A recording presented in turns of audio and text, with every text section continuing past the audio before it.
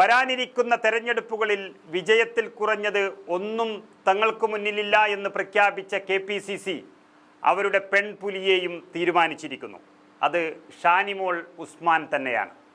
ഇന്നലെ രൂപം കൊണ്ട KPCCയുടെ 17-അംഗ കോർ കമ്മിറ്റിയിൽ 16 പുരുഷ നേതാക്കന്മാർക്കൊപ്പം തലയെടുപ്പോടെ നിൽക്കാൻ ഒരൊറ്റ പെൺതരി മാത്രമേ ഉള്ളൂ. അത് ഷാനിമോൾ ഉസ്മാനാണ്. AK ആന്റണിയും മുൻ KPCC അധ്യക്ഷന്മാരായ K Muraleedharan, Mullappally Ramachandran, Ramesh Chennithala, VM Sudheeran, K Sudhakaran, MM Hasan തുടങ്ങിയ പ്രമുഖരിൽ പ്രമുഖരായ നേതാക്കൾക്കൊപ്പം പ്രധാനപ്പെട്ട പദവിയാണ് കോർ കമ്മിറ്റിയിൽ മുൻ MLA കൂടിയായ ഷാനിമോൾ ഉസ്മാന് ലഭിച്ചിരിക്കുന്നത്. വരാനിരിക്കുന്ന തദ്ദേശ നിയമസഭാ തെരഞ്ഞെടുപ്പുകളിലെല്ലാം തന്നെ എല്ലാ പ്രശ്നങ്ങൾക്കും പരിഹാരം കാണാനും സ്ഥാനാർത്ഥി നിർണയമടക്കമുള്ള സുപ്രധാന തീരുമാനങ്ങൾക്കുമുള്ള അവസാന വാക്ക് ഈ കോർ കമ്മിറ്റിയുടേതാണ്. അതിൽ നെറ്റിപ്പട്ടം ചാർത്തിയ വനിതാ നേതാവായി ഷാനിമോൾ ഉസ്മാൻ മാറുകയാണ്. നമുക്കറിയാം, അതിശക്തരായ നേതാക്കളുടെ ബാഹുല്യം കൊണ്ട് നിബിഡമാണ് കേരളത്തിലെ കോൺഗ്രസ് നേതൃത്വം. എങ്കിലും വനിതാ നേതാക്കന്മാർ വളരെ കുറവാണ്. ഇപ്പോൾ നിയമസഭയിൽ ആകെയുള്ളത് ഒരു ഉമാ തോമസ് മാത്രം. അത് PT തോമസ് എന്ന ആദർശ രാഷ്ട്രീയത്തിൻ്റെ കാവൽക്കാരൻ്റെ മരണത്തെ തുടർന്ന് നൽകിയ ഒരാശ്രിത നിയമനം.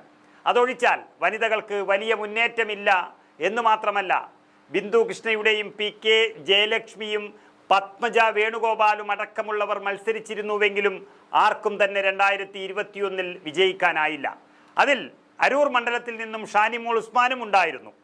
2019 ഉപതെരഞ്ഞെടുപ്പ് നടന്നപ്പോൾ അരൂർ മണ്ഡലം പിടിച്ചെടുക്കാൻ ഷാനിമോൾക്ക് കഴിഞ്ഞിട്ടുണ്ടെങ്കിലും 2021 ഇടത് തരംഗത്തിൽ 7000 ചില്ലാനം വോട്ടുകൾക്ക് ഷാനിമോൾ അവിടെ പരാജയപ്പെട്ടു.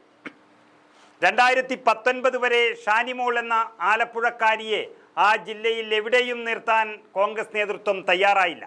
CPM കോട്ടയായ പാലക്കാട് ജില്ലയിലെ ഒറ്റപ്പാലത്ത് 2016 എറണാകുളത്തെ പെരുമ്പാവൂരിൽ 2006 മത്സരിക്കാനാണ് നേതൃത്വം ആവശ്യപ്പെട്ടത്. ഒരു നേർച്ചക്കോഴിയെപ്പോലെ തള്ളിവിട്ടിട്ടും തൻ്റെ രാഷ്ട്രീയ പ്രവർത്തനത്തിൽ ലവലേശം പോലും അവർ പിന്നോട്ടടിച്ചിട്ടില്ല. പരാജയം കൊണ്ടൊന്നും അവർ തളർന്നു പോയിട്ടില്ല. കേരളത്തിൽ നിന്ന് ഉള്ള AICC സെക്രട്ടറിയായ ആദ്യ വനിതയാണ് ഷാനിമോൾ.